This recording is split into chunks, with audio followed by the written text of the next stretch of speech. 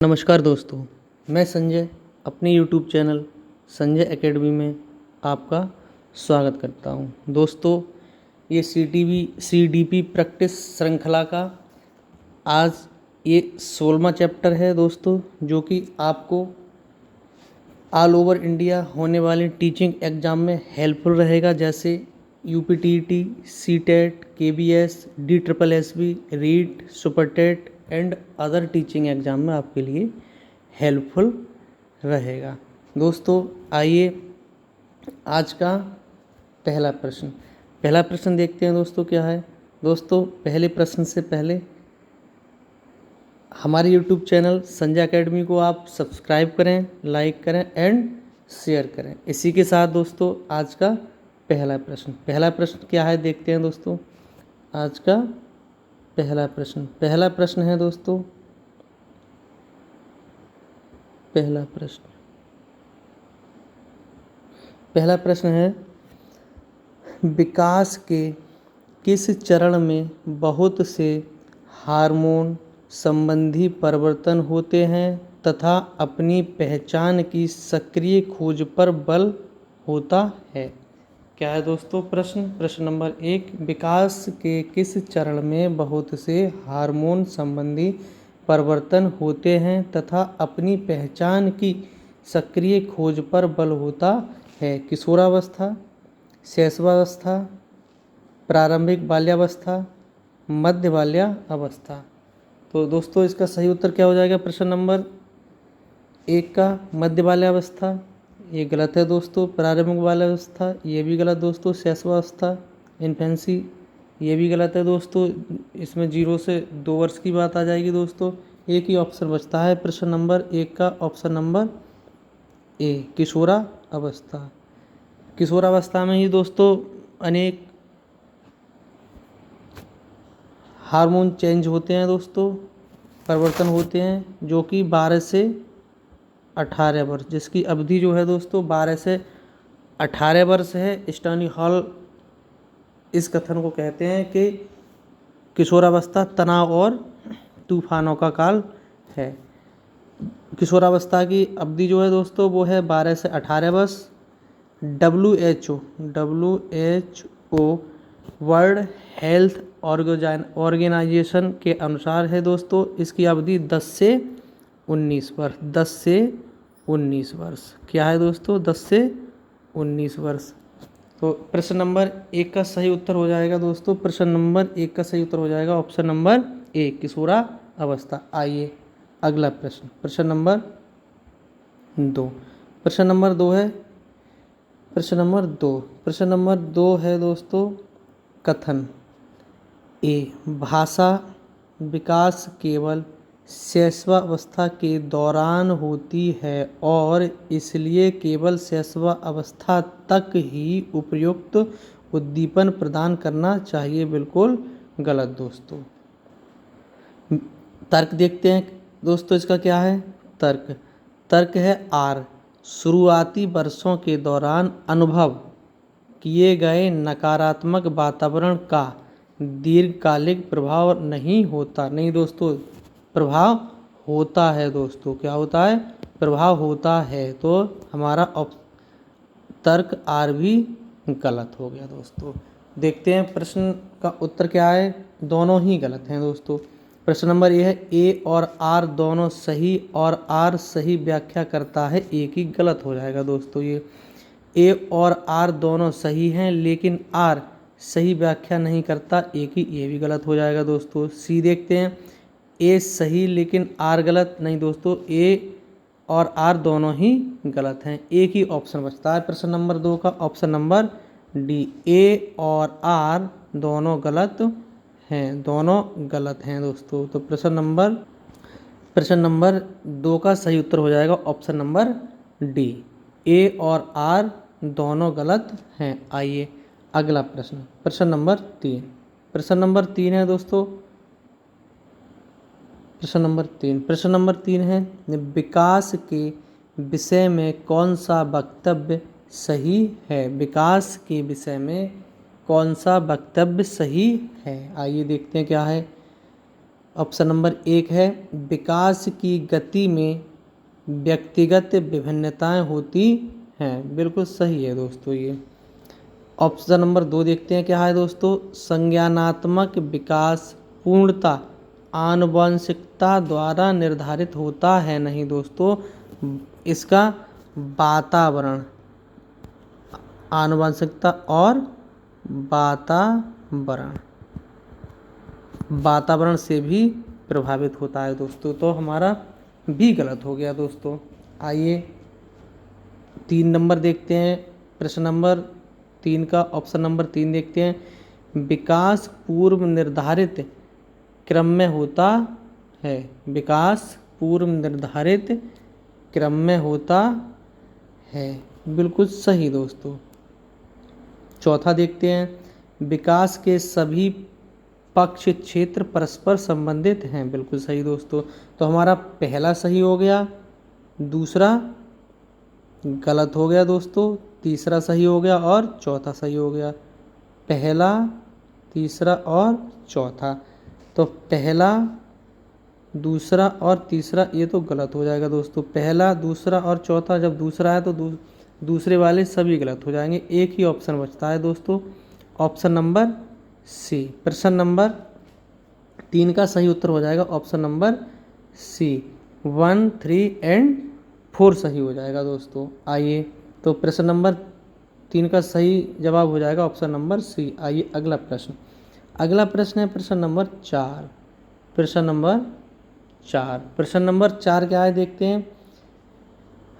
वे गणितीय प्रश्न जो परिकल्पना परिस्थितियों से संबंधित हैं और बीजगणितीय कथन आलेखित करते हैं प्रारंभिक पाठ्यचर्या का एक भाग हैं। इस विचार का आधार है कि किशोरावस्था के छात्र कौन सा कार्य करने में सक्षम हैं। किशोरावस्था के छात्र कौन सा कार्य करने में सक्षम हैं। दोस्तों ऑप्शन देखते हैं, प्रश्न दोबारा पढ़ते हैं दोस्तों। क्या है, वे गणितीय प्रश्न जो परिकल्पना परिस्थितियों से संबंधित हैं और बीजगणितीय कथन आलेखित करते हैं प्रारंभिक पाठ्यचर्या का एक भाग हैं। इस विचार का आधार है कि किशोरावस्था के छात्र कौन सा कार्य करने में सक्षम हैं। क्या है दोस्तों, अमूर्त चिंतन, मूर्त पदार्थों के साथ निश्चित संक्रियाएं, श्रेणीबद्ध कार्य और वर्गीकृत कार्य। तो प्रश्न नंबर 4 का सही उत्तर क्या हो जाएगा दोस्तों, वर्गीकृत कार्य, ऐसा कुछ नहीं है। श्रेणीबद्ध कार्य, ये भी नहीं दोस्तों। मूर्त पदार्थों के साथ निश्चित संक्रियाएं, ये भी नहीं दोस्तों। एक ही ऑप्शन बचता है, option number A. Option number A, अमूर्त चिंतन सही उत्तर हो जाएगा दोस्तों, अमूर्त चिंतन। आइए अगला प्रश्न, क्योंकि दोस्तों किशोरावस्था दी है, किशोरावस्था दोस्तों 12 से 18 वर्ष की बात कर रहा है दोस्तों। तो 12 से 18 वर्ष के छात्र जो हैं वो अमूर्त चिंतन करने योग्य होते हैं दोस्तों। तो सही उत्तर हो जाएगा ऑप्शन नंबर ए। आइए अगला प्रश्न। अगला प्रश्न है प्रश्न नंबर 5। प्रश्न नंबर 5 दोस्तों, प्रश्न नंबर 5 है, प्रश्न नंबर 5। प्रश्न नंबर 5 है, पियाजे के अनुसार इनमें से कौन से 4 तत्व विकास को प्रभावित करते हैं। प्रश्न है दोस्तों, पियाजे के अनुसार इनमें से कौन से 4 तत्व विकास को प्रभावित करते हैं। ऑप्शन नंबर ए है परिपक्वता, क्रियाशीलता, सामाजिक अनुभव, संतुलनता। बी है दोस्तों भाषा, संस्कृति, सामाजिक प्रभाव, समायु वर्ग। नहीं दोस्तों, बी तो होगा नहीं दोस्तों इसका, क्योंकि संस्कृति, भाषा ये लेव वाइगोत्स्की जी करते हैं। कौन करता है दोस्तों, लेव वाइगोत्स्की जी करते हैं दोस्तों।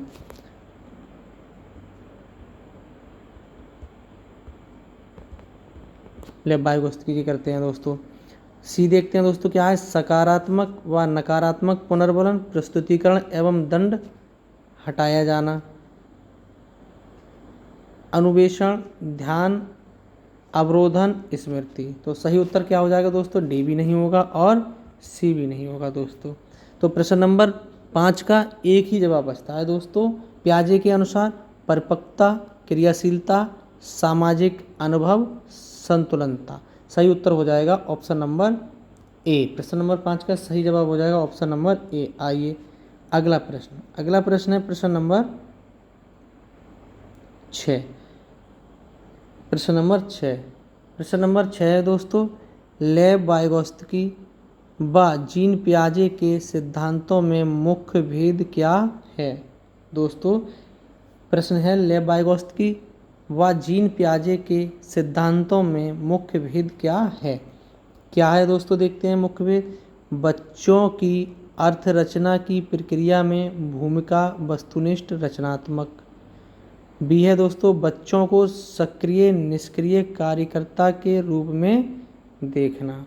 तो दोस्तों बी तो बिल्कुल गलत हो जाएगा, क्योंकि बच्चे सक्रिय तो होते हैं, निष्क्रिय नहीं होते हैं दोस्तों। क्या नहीं होते हैं, निष्क्रिय कभी नहीं होते हैं दोस्तों। ऑप्शन नंबर सी देखते हैं दोस्तों, भाषा व सोच के बीच संबंध। डी देखते हैं, सीखने की प्रक्रिया की समझ सरल जटिल। तो प्रश्न नंबर 6 का सही उत्तर हो जाएगा दोस्तों प्रश्न नंबर 6 का। प्रश्न नंबर 6 का, लेव वाइगोत्स्की व जीन पियाजे के सिद्धांतों में मुख्य भेद क्या हैं। बच्चों की अर्थरचना की प्रक्रिया में भूमिका, नहीं दोस्तों ए भी गलत हो जाएगा और डी भी गलत हो जाएगा, बी पहले ही गलत हो गया दोस्तों। तो इसका सही उत्तर हो जाएगा भाषा व सोच के बीच संबंध। प्रश्न नंबर 6 का सही जवाब हो जाएगा option number C. Option number C जवाब हो जाएगा दोस्तों, भाषा व सोच के बीच संबंध। आइए अगला प्रश्न। अगला प्रश्न है दोस्तों, अगला प्रश्न। अगला प्रश्न क्या है, ये तो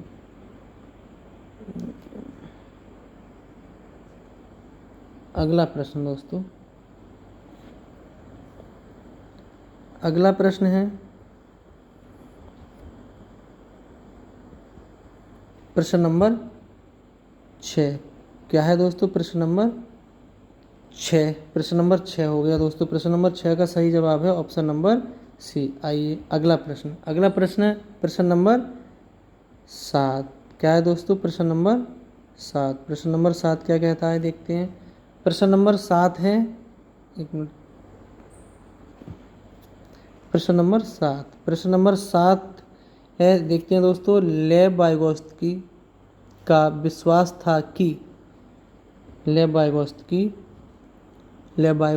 का विश्वास था कि शिक्षा का मुख्य उद्देश्य विद्यार्थियों की स्मृति में तथ्यों को ठासना है, विद्यार्थियों को तथ्य याद करना है। बिल्कुल गलत हो जाएगा दोस्तों, क्योंकि लेव वाइगोत्स्की जी सामाजिक सांस्कृतिक परिप्रेक्ष्य में सीखने को महत्वपूर्ण भूमिका के रूप में मानते हैं। तो ए तो गलत हो जाएगा दोस्तों, ए तो गलत हो जाएगा दोस्तों। बी देखते हैं, बच्चे मुख्यतः अनेक काम करके और संज्ञानात्मक अवधारणाओं की खोज करके सीखते हैं, वाइगोत्स्की नहीं दोस्तों।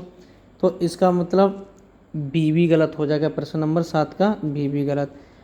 सी देखते हैं, क्या अधिगम संरचनात्मक और साथ सहयोगात्मक प्रक्रिया है। बिल्कुल सही दोस्तों, बिल्कुल सही दोस्तों। तब भी डी देखते हैं, डी क्या है, अधिगम मुख्यतः तब होता है जब बच्चे किसी प्रतिक्रिया से कोई उद्दीपक जोड़ते हैं। अधिगम मुख्यतः तब होता है जब बच्चे किसी प्रतिक्रिया से कोई उद्दीपक जोड़ते हैं। नहीं दोस्तों, ऑप्शन नंबर सी ही सही है। प्रश्न नंबर 7 का सही जवाब हो जाएगा ऑप्शन नंबर सी। आइए अगला प्रश्न। अगला प्रश्न है प्रश्न नंबर 8। प्रश्न नंबर 8। प्रश्न नंबर 8 है दोस्तों, लॉरेंस। प्रश्न नंबर 8 है, लॉरेंस कोहलबर्ग के विषय में कौन सा विकल्प सही है। लॉरेंस कोहलबर्ग के विषय में कौन सा विकल्प सही है। कौन सा विकल्प सही है, देखते हैं। ऑप्शन नंबर ए, वे पियाजे के सिद्धांत को उद्धृत नहीं करते। वे नैतिक विकास के 6 स्तरों को दो चरणों में समेट देते हैं। उन्होंने बच्चों को हिंज की दुविधा की काल्पनिक स्थिति देकर शोध किया। प्रश्न तो सही लग रहा है, क्योंकि इन्होंने दुविधा हाइंस डिलेमा दिया है दोस्तों। तब भी डी देखते हैं क्या है। उनका मानना है कि संज्ञानात्मक विकास क्रम में लड़के और लड़कियों में नैतिकता का विकास भिन्न भिन्न होता है। गलत दोस्तों, डी भी गलत दोस्तों और ए भी गलत। अब बी और सी में देखते हैं दोस्तों क्या है प्रश्न नंबर 8 का सही जवाब। वे नैतिक विकास के 6 स्तरों को, नहीं दोस्तों ये भी गलत, एक ही ऑप्शन सही है दोस्तों। प्रश्न नंबर 8 का ऑप्शन नंबर सी, उन्होंने बच्चों को हिंज की दुविधा की काल्पनिक स्थिति देकर शोध किया। आइए अगला प्रश्न। अगला प्रश्न है दोस्तों प्रश्न नंबर 9। प्रश्न नंबर 9, प्रश्न नंबर 9 है दोस्तों, देखते हैं क्या है प्रश्न नंबर 9। प्रश्न नंबर 9, प्रश्न नंबर 9 है, एक प्रगतिशील कक्षा में अध्यापक को क्या करना चाहिए। दोस्तों प्रश्न है, एक प्रगतिशील कक्षा में अध्यापक को क्या करना चाहिए। प्रश्न नंबर 9 का ऑप्शन नंबर 1 है, उपदेशक होना चाहिए व सदा कक्षा को नियंत्रण में रखना चाहिए। नहीं दोस्तों, बिल्कुल गलत, ये तो होगा नहीं दोस्तों। अच्छा, आइए अगला प्रश्न ऑप्शन देखते हैं। ऑप्शन नंबर 2, छात्रों के पूर्व ज्ञान व अनुभवों को महत्व देना चाहिए। बिल्कुल सही दोस्तों, बिल्कुल सही दोस्तों, छात्रों के पूर्व ज्ञान व अनुभवों को महत्व देना चाहिए। बिल्कुल सही दोस्तों। तीसरा देखते हैं क्या है, केवल बाह्य उत्तर प्रेरणा पर बल देना चाहिए। केवल बाह्य उत्प्रेरणा, केवल बाह्य उत्प्रेरणा पर बल देना चाहिए। नहीं दोस्तों, ये भी गलत हो जाएगा। चौथा देखते हैं क्या है, छात्रों को आलोचनात्मक तरीके से सोचने पर प्रोत्साहित करना चाहिए। बिल्कुल सही दोस्तों, हमारा चौथा भी बिल्कुल सही हो गया। तो आइए ऑप्शन देखते हैं प्रश्न नंबर 9 का 3, 4, 3 दोस्तों गलत है, तो इसलिए ये गलत हो गया।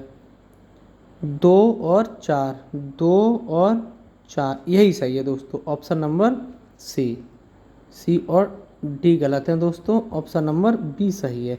तो प्रश्न नंबर 9 का सही जवाब हो जाएगा ऑप्शन नंबर बी। आइए अगला प्रश्न।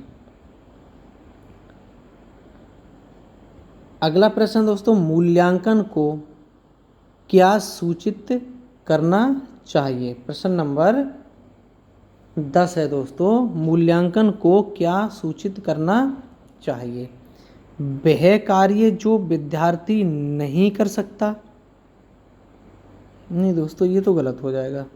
वह कार्य जो विद्यार्थी नहीं कर सकता, ये गलत हो जाएगा दोस्तों, यह गलत हो जाएगा।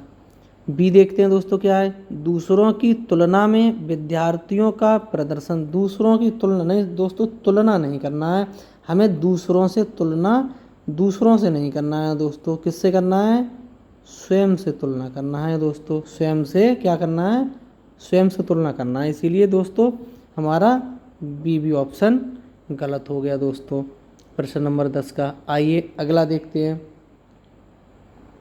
विद्यार्थी क्या और कैसे सीख रहा है का विस्तृत ब्यौरा। बिल्कुल सही दोस्तों, बिल्कुल सही। 10 का ऑप्शन नंबर सी बिल्कुल सही लग रहा है। तब भी डी देखेंगे, उपयुक्त उपनाम जैसे मंदबुद्धि, कुशल बुद्धि इत्यादि से विद्यार्थी का उल्लेख। बिल्कुल गलत दोस्तों, ये तो बहुत ही गलत है, बहुत ही गलत है दोस्तों। तो एक ही ऑप्शन बचता है, ऑप्शन नंबर सी, विद्यार्थी क्या और कैसे सीख रहा है का विस्तृत ब्यौरा। सही उत्तर हो जाएगा ऑप्शन नंबर सी 10 का। आइए अगला प्रश्न। अगला प्रश्न है प्रश्न नंबर 11। क्या है प्रश्न नंबर 11। प्रश्न नंबर 11 है, राष्ट्रीय शिक्षा नीति 2020 में प्रस्तावित समग्र 360 डिग्री बहुआयामी उन्नति पत्र को क्या दर्शाना चाहिए, को क्या दर्शाना चाहिए। आइए ऑप्शन देखते हैं। Option number A, option number A, विद्यार्थियों के प्रदर्शन की दूसरे प्रदेशों में विद्यार्थियों के अंकों से तुलना। नहीं दोस्तों, ये तो गलत लग रहा है। प्रश्न नंबर 11 का ये तो गलत लग रहा है, गलत है दोस्तों। नहीं, गलत लग नहीं रहा, बिल्कुल गलत है दोस्तों, क्योंकि तुलना नहीं करनी है हमारे लिए। बी देखते हैं, विद्यार्थियों की संज्ञानात्मक, भावात्मक व मनोगत्यात्मक आयामों में प्रगति। बिल्कुल सही लग रहा है दोस्तों, तब भी सी और डी देख लेते हैं क्या है। विद्यार्थियों की संज्ञानात्मक दक्षताओं के अनुसार सही पहचान कर 8 बिंदु श्रेणी पैमाने पर नामांकन। नहीं, श्रेणीकरण तो दोस्तों करना नहीं है, इसीलिए सी भी गलत हो गया। ऑप्शन नंबर डी देखते हैं, विद्यार्थी के अवधारणाओं में कमियां जिन पर अभिभावकों को मेहनत करनी चाहिए। नहीं दोस्तों, ये भी गलत हो गया। तो प्रश्न नंबर 11 का सही जवाब हो गया ऑप्शन नंबर बी, विद्यार्थियों की संज्ञानात्मक, भावात्मक व मनोगत्यात्मक आयामों में प्रगति। सही जवाब हो जाएगा 11 का ऑप्शन नंबर बी। आइए अगला प्रश्न। अगला प्रश्न है प्रश्न नंबर 12। क्या है? प्रश्न नंबर 12। प्रश्न नंबर 12 है, प्रश्न नंबर 12 है दोस्तों, पाठ्य पुस्तकों में स्त्रियों का केवल नारीवादी विशेषताओं जैसे पालन पोषण व देखभाल करने वाली संवेदनशील के रूप में चित्रण किसका उदाहरण है? किसका उदाहरण है दोस्तों? प्रश्न दोबारा देखते हैं दोस्तों, क्या है? पाठ्य पुस्तकों में स्त्रियों का केवल नारीवादी, क्या है दोस्तों? यहाँ क्या है? केवल नारीवादी विशेषताओं जैसे पालन पोषण व देखभाल करने वाली संवेदनशील, क्या है दोस्तों?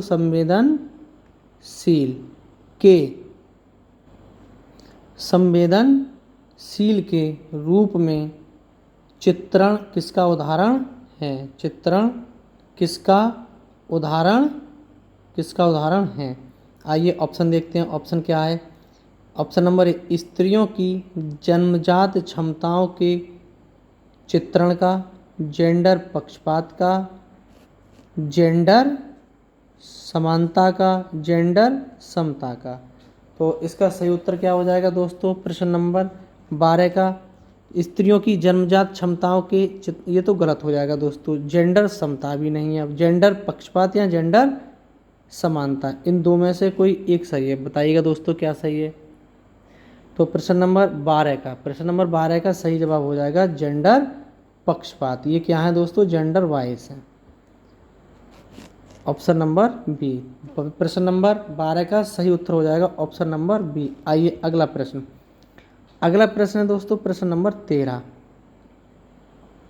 प्रश्न नंबर 13 है, विद्यार्थियों में समालोचनात्मक चिंतन का आकलन किस प्रकार किया जा सकता है? प्रश्न नंबर 13 है दोस्तों, विद्यार्थियों में समालोचनात्मक चिंतन का आकलन किस प्रकार किया जा सकता है? प्रश्न नंबर 13 का ऑप्शन देखते हैं। ए, उनकी प्रत्यास्मरण की योग्यता के परीक्षण द्वारा। दोस्तों ये तो जमता नहीं है, 13 का ये तो जमता नहीं है दोस्तों, ये तो गलत हो जाएगा। उनके विवेचनात्मक कौशलों के विश्लेषण द्वारा, ये सही लग रहा है दोस्तों। तब भी सी और डी देखते हैं क्या है दोस्तों, सी और डी देखते हैं क्या है। उनकी नकल करने की गति माप कर, नहीं दोस्तों ये भी गलत हो जाएगा। उनकी बरतनी की परिशुद्धता की गणना करके, ये भी गलत हो जाएगा। प्रश्न नंबर 13 का सही जवाब हो जाएगा दोस्तों ऑप्शन नंबर बी, उनके विवेचनात्मक कौशलों के विश्लेषण द्वारा। सही जवाब हो जाएगा प्रश्न नंबर 13 का ऑप्शन नंबर बी। आइए अगला प्रश्न है प्रश्न नंबर 14। प्रश्न नंबर 14 है, लेव वाइगोत्स्की के अनुसार निम्नलिखित में से कौन सा कारक अधिगम को प्रभावित नहीं करता? लेव वाइगोत्स्की के अनुसार निम्नलिखित में से कौन सा कारक अधिगम को प्रभावित नहीं करता? किस पर ध्यान देना है दोस्तों? हमें नहीं पर देना है। अनुक्रिया, उद्दीपन संबंध, पाठ, भाषा, सामाजिक अंतः क्रिया। प्रश्न नंबर 14 का सही जवाब क्या हो जाएगा दोस्तों? अनुक्रिया। अनुक्रिया उद्दीपन संबंध। दोस्तों यही गलत है, इसीलिए सही है, क्योंकि ये कह रहे हैं अधिगम को प्रभावित नहीं करता। पाठ भी करेगा दोस्तों, भाषा भी करेगी और सामाजिक अंतः क्रिया भी करेगी। तो प्रश्न नंबर 14 का सही जवाब हो जाएगा अनुक्रिया उद्दीपन संबंध। प्रश्न नंबर 14 का सही जवाब हो जाएगा ऑप्शन नंबर ए। आइए अगला प्रश्न। अगला प्रश्न है दोस्तों प्रश्न नंबर 15। प्रश्न नंबर 15। प्रश्न नंबर 15 है बुद्धिमत्ता के समकालीन सिद्धांतों जैसे कि हार्वर्ड गार्डनर द्वारा दिए सिद्धांत के अनुसार बुद्धि के बारे में निम्नलिखित कथनों में से कौन सा सही नहीं है? फिर पुनः दोस्तों कौन सा सही नहीं है? फिर नहीं पर विशेष ध्यान देना है हमारे लिए दोस्तों। प्रश्न दोबारा पढ़ लेते हैं। बुद्धिमत्ता के समकालीन सिद्धांतों जैसे कि हार्वर्ड गार्डनर द्वारा दिए सिद्धांत के अनुसार बुद्धि के बारे में निम्नलिखित कथनों में से कौन सा सही नहीं है? आइए ऑप्शन देखते हैं। ऑप्शन नंबर ए, बुद्धिमत्ता को मानकीकृत परीक्षाओं के द्वारा सटीक रूप से बताया जा सकता है। बिल्कुल गलत दोस्तों। 15 बिल्कुल गलत, बिल्कुल गलत दोस्तों। इसीलिए और हमसे गलत ही पूछा है दोस्तों, तो इसका सही उत्तर ऑप्शन नंबर ए ही हो जाता है। तब भी बी सी डी देखते हैं क्या है दोस्तों। 15 का बी सी डी देखते हैं क्या है। बुद्धिमत्ता के अंतर्गत कई स्वतंत्र बुद्धियां आती हैं। बिल्कुल सही है दोस्तों ये। ऑप्शन नंबर सी देखते हैं। बुद्धि आनुवांशिक व पर्यावरणीय कारकों के जटिल परस्पर क्रिया का परिणाम है। बिल्कुल सही है दोस्तों। प्रेरक परिवेश प्रदान करके बुद्धिमत्ता को बढ़ावा दिया जा सकता है। बिल्कुल सही दोस्तों। ये हमसे गलत पूछा है तो ये तो सही है दोस्तों, इसीलिए गलत होगा ये। डी सी एंड बी तो गलत हो गया दोस्तों। तो प्रश्न नंबर 15 का ऑप्शन नंबर ए सही है। ऑप्शन नंबर ए, बुद्धिमत्ता को मानकीकृत परीक्षाओं के द्वारा सटीक रूप से बताया जा सकता है। सटीक रूप दोस्तों, सटीक रूप से आप कोई भी भविष्यवाणी नहीं कर सकते, इसीलिए प्रश्न नंबर 15 का सही जवाब हो जाएगा option number A. Option number A. आइए अगला प्रश्न। प्रश्न नंबर 16। प्रश्न नंबर 16 क्या है देखते हैं। प्रश्न नंबर 16, हाशिए पर रहने वाले समुदायों से पहली बार स्कूल में प्रवेश लेने वाले विद्यार्थियों को शिक्षिका कैसे मदद कर सकती है? प्रश्न दोस्तों, हाशिए पर रहने वाले समुदायों से पहली बार स्कूल में प्रवेश लेने वाले विद्यार्थियों को शिक्षिका कैसे मदद कर सकती है? ऑप्शन देखते हैं क्या है। ऑप्शन नंबर ए, उसको स्कूल के बाद निजी ट्यूशन रखने को कहकर। बिल्कुल गलत दोस्तों। RTE एक्ट 2009 में निजी ट्यूशन सरकारी टीचर के लिए बैन कर दी गई है दोस्तों, तो ये तो बिल्कुल गलत हो जाएगा दोस्तों। बी देखते हैं। उपयुक्त पाठ देकर कक्षा में उनकी भागीदारी को बढ़ावा देकर। बिल्कुल सही लग रहा है दोस्तों। तब भी सी और डी और देख लेते हैं क्या है। उन्हें बहुत से जटिल कार्यपत्रक गृह कार्य में देकर। फिर गलत हो गया दोस्तों, सी भी गलत है। उनमें असफलता का भय तो दोस्तों बिल्कुल गलत है, पैदा करके जिससे वह स्वयं मेहनत करें। बिल्कुल गलत दोस्तों। तो प्रश्न नंबर 16, प्रश्न नंबर 16 का एक ही ऑप्शन सही है। ऑप्शन नंबर बी, शिक्षिका कैसे मदद कर सकती है उन विद्यार्थियों को जो कि हाशिए पर रहने वाले समुदायों की श्रेणी में आते हैं, उनके लिए उपयुक्त पाठ देकर कक्षा में उनकी भागीदारी को बढ़ावा देकर मदद कर सकती है। आइए, तो प्रश्न नंबर 16 का सही उत्तर हो गया ऑप्शन नंबर बी। आइए अगला प्रश्न। अगला प्रश्न है प्रश्न नंबर 17। प्रश्न नंबर 17 है, समावेशी शिक्षा का उद्देश्य क्या है? समावेशी शिक्षा का उद्देश्य क्या है? ऑप्शन नंबर ए, विशिष्ट ज़रूरतों वाले विद्यार्थियों का वियोजन। प्रश्न दोबारा देखते हैं दोस्तों, क्या है? समावेशी शिक्षा का उद्देश्य क्या है? तो प्रश्न नंबर 17 का देख लेते हैं, विशिष्ट ज़रूरतों वाले विद्यार्थियों का वियोजन नहीं, समायोजन करना है दोस्तों। तो ये तो हमारा गलत हो जाएगा दोस्तों। क्या हो जाएगा? गलत हो जाएगा। प्रश्न नंबर 17 ये तो गलत हो जाएगा। बी देखते हैं, क्या है? विशिष्ट ज़रूरत वाले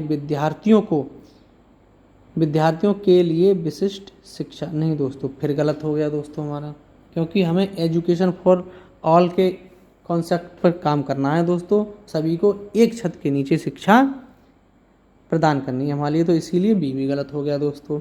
अब देखते हैं प्रश्न नंबर 17 का सी, विशिष्ट ज़रूरतों वाले विद्यार्थियों को बिना विशिष्ट ज़रूरतों वाले विद्यार्थियों के स्तर पर लाना। क्या है दोस्तों? ये भी गलत हो गया दोस्तों, पुनः फिर गलत हो गया। एक ही ऑप्शन बचता है, ऑप्शन नंबर डी, यह सुनिश्चित करना कि सभी विद्यार्थियों को सामान्य स्कूली शिक्षा में शिक्षा पाने का हक है। बिल्कुल सही दोस्तों, बिल्कुल सही। तो प्रश्न नंबर 17 का सही जवाब हो जाएगा ऑप्शन नंबर डी। आइए अगला प्रश्न है प्रश्न नंबर 18। प्रश्न नंबर 18 क्या है देखते हैं। प्रश्न नंबर 18 है समावेश शिक्षा, यानी कि समावेशी होगा दोस्तों यहाँ, समावेशी शिक्षा। क्या हो जाएगा दोस्तों? समावेशी शिक्षा दोस्तों। क्या हो जाएगा दोस्तों? समावेशी शिक्षा। समावेशी कर लेना दोस्तों। समावेशी शिक्षा क्या मांग करती है? समावेशी शिक्षा क्या मांग करती है? आइए ऑप्शन देखते हैं। ऑप्शन है, व्यक्तिगत विभिन्नताओं को पहचानते हुए पाठचर्या में लचीलापन। बिल्कुल सही लग रहा है दोस्तों, तब भी बी सी डी और देखते हैं क्या है। विद्यार्थियों की क्षमताओं के आधार पर पृथकीकरण। ये तो बिल्कुल पृथकीकरण तो बिल्कुल गलत हो जाएगा दोस्तों, ये तो बिल्कुल गलत हो जाएगा।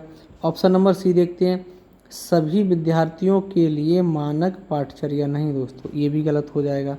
विशिष्ट ज़रूरतों वाले विद्यार्थियों के लिए केवल व्यावसायिक शिक्षा का प्रबंधन नहीं दोस्तों, फिर गलत हो गया, ये भी गलत हो जाएगा दोस्तों। प्रश्न नंबर 18 का ऑप्शन नंबर डी भी गलत, डी गलत, सी गलत और बी गलत, फिर एक ही ऑप्शन बचता है ऑप्शन नंबर ए। प्रश्न नंबर 18 का सही जवाब हो जाएगा ऑप्शन नंबर ए, व्यक्तिगत विभिन्नताओं को पहचानते हुए पाठचर्या में लचीलापन। आइए अगला प्रश्न है दोस्तों प्रश्न नंबर 19। प्रश्न नंबर 19 क्या है देखते हैं। प्रश्न नंबर 19 है, पठन वैफल्य या वैकल्य वाले विद्यार्थियों की पहचान किन अभिलक्षणों द्वारा की जा सकती है। प्रश्न है दोस्तों, पठन वैकल्य या वैफल के कुछ भी कह लीजिए, वैकल्य या वैफल कुछ भी कह लीजिएगा दोस्तों, वाले विद्यार्थियों की पहचान किन अभिलक्षणों द्वारा की जा सकती है। शब्दों की पहचान, विसंकेतन और वर्तनी में संघर्ष। सही लग रहा है दोस्तों, बी सी डी और देख लेते हैं। ध्यान ना केंद्रित कर पाना, अति सक्रियशीलता, आवेगशीलता नहीं दोस्तों, ये तो गलत हो जाएगा दोस्तों, क्योंकि क्या दिख रहा है हमें, डिसलेक्सिया है दोस्तों, तो ये तो दोस्तों वर्तनी संघर्ष, रीडिंग, हाँ यही सही लग रहा है, तब भी सी और देखते हैं दोस्तों। मौलिकता, प्रवाह, लचीलापन, फिर गलत हो गया दोस्तों, प्रश्न नंबर 19 का फिर गलत हो गया। ऑप्शन नंबर डी देखते हैं, मांसपेशियों के संचालन, गति व समन्वय में कठिनाई, ये भी गलत हो जाएगा दोस्तों, ये भी गलत हो जाएगा दोस्तों। प्रश्न नंबर 19 का डी भी गलत हो जाएगा। अब देखते हैं दोस्तों प्रश्न नंबर 19। प्रश्न नंबर 19 का एक ही ऑप्शन बचता है, ऑप्शन नंबर ए, शब्दों की पहचान, विसंकेतन और वर्तनी घर्षण। दोस्तों ये रीडिंग डिसऑर्डर है दोस्तों, सीधा सीधा डिसलेक्सिया है दोस्तों। तो प्रश्न नंबर 19 का सही जवाब हो जाएगा ऑप्शन नंबर ए। आइए अगला प्रश्न। अगला प्रश्न है प्रश्न नंबर 20, आज का अंतिम सवाल।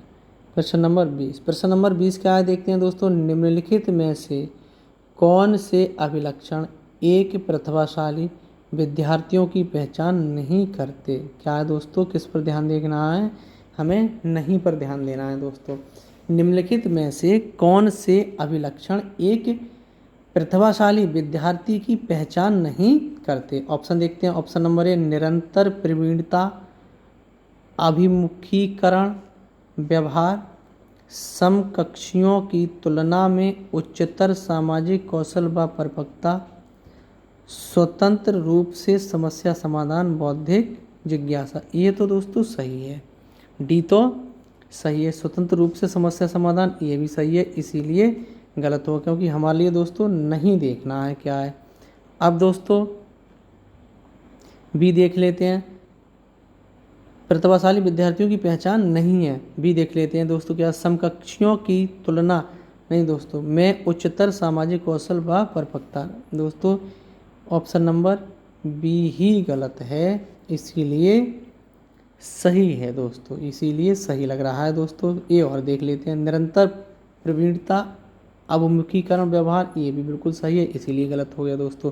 तो प्रश्न नंबर 20 का सही जवाब हो जाएगा option number B. Option number B, समकक्षियों की तुलना में उच्चतर सामाजिक कौशल व परिपक्वता। प्रश्न नंबर 20 का सही जवाब हो जाएगा ऑप्शन नंबर बी। दोस्तों आज के 20 प्रश्नों का संकलन आपको कैसा लगा कमेंट बॉक्स में ज़रूर बताएं, और 20 आउट ऑफ 20 आपके वीडियो देखने के बाद कितने आए इसे भी कमेंट बॉक्स में ज़रूर बताएं। दोस्तों ये जो मैं सीरीज़ चला रहा हूँ ये ऑल ओवर इंडिया होने वाले टीचिंग एग्ज़ाम में आपके लिए हेल्पफुल रहेगी। और दोस्तों इसी के साथ अगर आपका कोई सुझाव हो उसे भी कमेंट बॉक्स में ज़रूर दें। दोस्तों इसी के साथ हमारे YouTube चैनल संजय एकेडमी को सब्सक्राइब करें, लाइक करें एंड शेयर करें। और दोस्तों अंत में 20 आउट ऑफ 20 आपके कितने सही हुए कमेंट बॉक्स में ज़रूर बताएं। और इससे संबंधित अगर आपकी कोई राय हो उसे भी कमेंट बॉक्स में ज़रूर बताएं। इसी के साथ सभी लोगों को नमस्कार, थैंक यू।